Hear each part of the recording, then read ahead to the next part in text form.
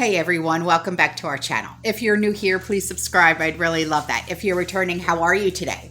Well, in today's video, I want to talk about the U.S. water and the power, okay, and how we're shockingly vulnerable to cyber attacks. I know that we've covered this in previous videos, but I don't think that we can actually talk about this enough, being as though, you know, this is what we as Americans and also people in other countries like Canada, we rely on this. I feel that we're pretty much, you know, what's the word? You know, we're like, I don't know. There's a word for it, you know, and we can't go without these things. And can you imagine what life would be without them? I mean, I've been without electricity due to a hurricane, but I knew that it would be coming back on. You know what I mean? And things like that. But to live without it permanently, if something like this were to happen, because, you know, like when a ransomware happens, they ask for a ransom, obviously. Okay, well, can you imagine what the ransom would actually be if they hit our power grid? It's not just going to be 4 million or 11 million. It's going to be up there. Do you think they're going to actually pay it? Probably not. They're going to want us to sit here and suffer, you know? And it's all like, kind of like we're entitled little brats when it comes to our electric and our water and stuff like that, you know, with the exception of a lot of people who have well water and stuff like that. And I honestly, I don't have well water. It's the one thing that I should have gotten and I did not get. And anyway, so what I'm going to tell you about is this article that was sent to me, and this is actually, you know, really quite scary, you know, just the thought of this even happening to us. It is real, and it can happen. It will happen. It's just a question of when, you know. I mean, they've hit us in every aspect when it comes to hacking. It's terrible. It really is. So when the Los Angeles Department of Water and Power was hacked in 2018, okay, so 2018 was just a couple of years ago, it took a mere 6 hours. Now, early this year, an intruder lurked in hundreds of computers related to water systems across the United States. In Portland, Oregon, burglars installed malicious computers onto a grid providing power to a chunk of the Northwest. 2 of those cases, LA and Portland, were tests. So it's almost like they're testing the waters. You know what I mean? Until the big one comes, you know? The water threat was real, discovered by a cybersecurity firm. It's called Dragos, D-R-A-G-O-S. All 3 drive home a point long known, but until recently, little appreciated. The digital security of U.S. computer networks controlling the machines that produce and distribute water and power is woefully inadequate. A low priority for operators and regulators, posing a terrifying national threat. Yeah, I think that this would be the biggest one, the biggest threat that you could possibly impose upon us. We're spoiled. We're spoiled. Think about it. You go outside. If I were to go outside right now, guarantee you, with the heat index and the humidity. The feel like temperature right now is over 100. I go outside, check the mail, break a sweat, can't wait to run back inside. Why? Because my air is set on 72. I am a spoiled brat. This is what my comfort. You know what I mean? I will openly admit it. I am spoiled to this.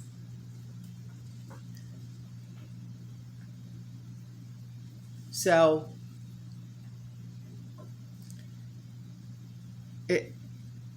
this is exactly what they want to do. They want to hack that. They want to hack the power grid. So, if we have a new world war tomorrow and have to worry about protecting infrastructure against a cyber attack from Russia, they really need to stop with that, but whatever, or China, then no, I don't think we're where we'd like to be. And that came from a woman named Andrea Carcano, a co-founder of Nozomi Networks, a control system security company. Hackers working for profit, like the ransomware people, okay, and espionage, have long threatened American information systems. But in the last 6 months, they've targeted companies running operational networks like the Colonial Pipeline, okay, the meatpacking plants, stuff like that, right? With greater persistence. And these are the systems where water can be contaminated. A gas line can spring a leak, or a substation can explode. The threat has been around for at least a decade, and fears about it for a generation. But cost and indifference posed obstacles to action. It isn't entirely clear why ransomware hackers, those who use malicious software to block access to a computer system until some of money has been paid, like what happened down in Puerto Rico. I'm not quite sure if there was like a ransom or anything, but what they did was they blocked customers from getting onto the website for their electric company, and then almost 1 million people were without power. So,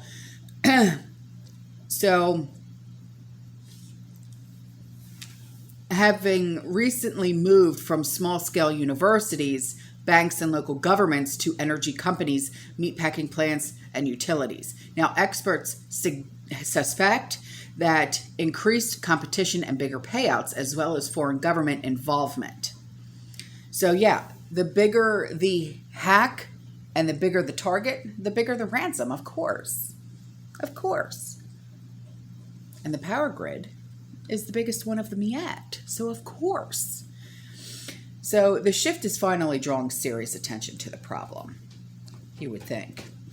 The U.S. government began taking small steps to defend cybersecurity in 1998 when the Clinton administration identified 14 private sectors as critical infrastructure, including chemicals, defense, energy, and financial services.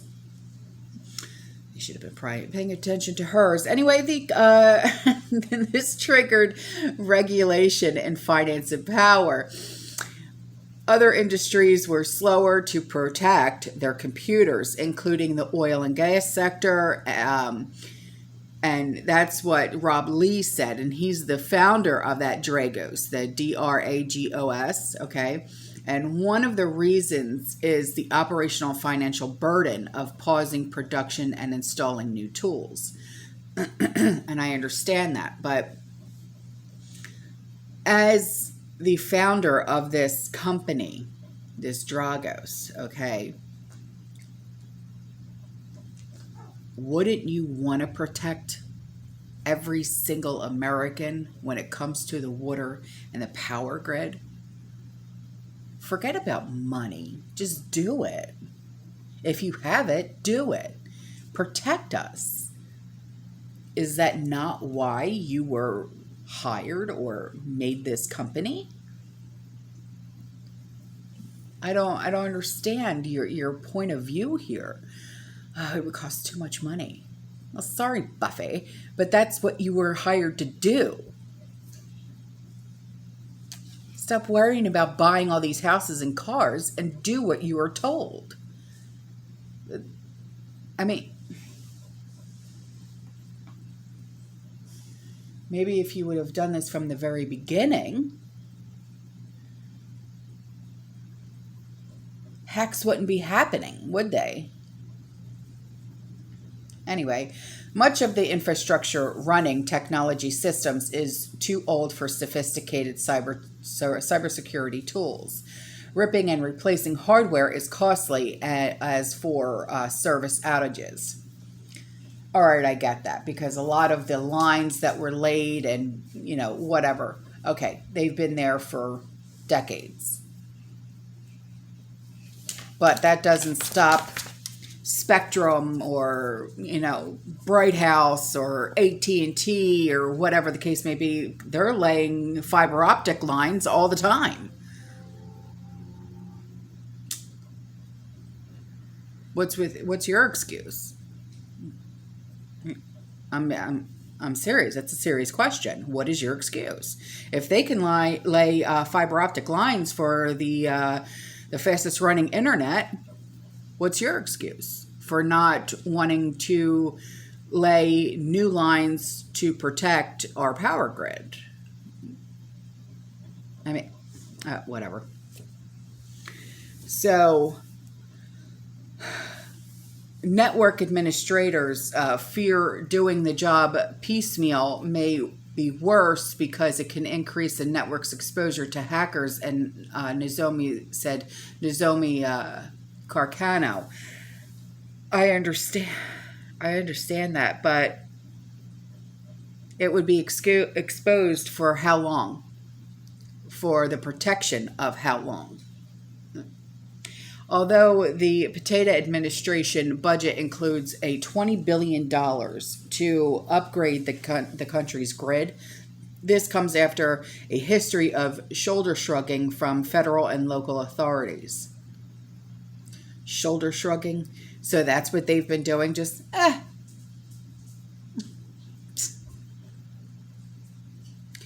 Even where companies in under-regulated sectors like oil and gas have prioritized cybersecurity, they've been met with little support. Take the case of One Gas Incorporated in Tulsa, Oklahoma. NIO, that's NIYO, Little Thunder Pearson, was overseeing cybersecurity there in January of 2020 when his team was alerted to malware trying to enter his operational system, the side that controls natural gas traffic across Oklahoma, Kansas, and Texas. For 2 days, his team was in a dogfight with the hackers who moved laterally across the network. Ultimately, Pearson's team managed to expel the intruders. When Richard Robertson at Cynalytica, that's Cynalytica, fed the corrupted files into his own identification program, OneGas learned it was dealing with malware capable of executing ransomware, exploiting industrial control systems, and harvesting user credentials. At its core were digital footprints found in some of the most malicious code of the last decade. Wow. Pearson tried to bring the data to the Federal Bureau of Investigation, but it would only accept it on a compact disc, he said. Here's the proof. Sorry, if it's not on a CD, we don't want it. Please. His system couldn't burn the data onto a CD. When he alerted the Department of Homeland Security and sent it through a secure portal, he never heard back. Robinson of Cynalytica was convinced a nation-state operator had just attacked a regional natural gas provider. So he gave a presentation to DHS, the Department of Energy and Defense and the intelligence community on a conference call. He never heard back from them either. We got zero. And that was what was really surprising, he said. Not a single individual reached back out to find out more about what happened to one gas. The agencies didn't respond for requests to comment. Of course not. Why would they? Such official indifference, even hostility, hasn't been uncommon. In the 2018 break-in to the Los Angeles water and power system is another example. These aren't criminals, but hackers for hire paid to break into the system to help it improve security. After the initial intrusion, the city security team asked the hackers to assume the original source of compromise had been fixed. It hadn't. While hunting for a new one, they found many. Between the years of 2018 and 2019, the hired hackers discovered 33 compromised paths, according to a person familiar with the test who wasn't authorized to speak publicly. Bloomberg News reviewed a report produced by the hackers for Mayor Eric Garcetti's office. It described 10 vulnerabilities found during their own test, along with 23 problems researchers had discovered as early as 2008. Bloomberg News won't publish the information that hackers could possibly use to attack the utility. The person familiar with the operation discovered that few, if any, of the 33 security gaps have been fixed since the report's submission in 2019. But it gets worse. Soon after the hackers produced the report, Garcetti terminated their contract. According to the preliminary legal claim filed by the hackers, hired from Ardent, that's A-R-D-E-N-T, Technology Solutions in March 2020, the company alleges the mayor fired the hackers as a retaliatory measure for scathing the report. Ellen Cheng, and that's C-H-E-N-G, a utility spokeswoman, acknowledged that Ardent's contract was terminated, but said it had nothing to do with the report's substance. She said the utility frequently partners with public agencies to improve security, including scanning for potential cyber attacks. We want to assure the customers and stakeholders that cybersecurity is of the utmost importance to LADWP and that appropriate steps have been taken to ensure that our cybersecurity is compliant with all applicable laws and security standards. Garcetti's office didn't respond for a request for comment. This is insane. Now, the case of the Oregon network, the Bonneville Power Administration, is no more encouraging.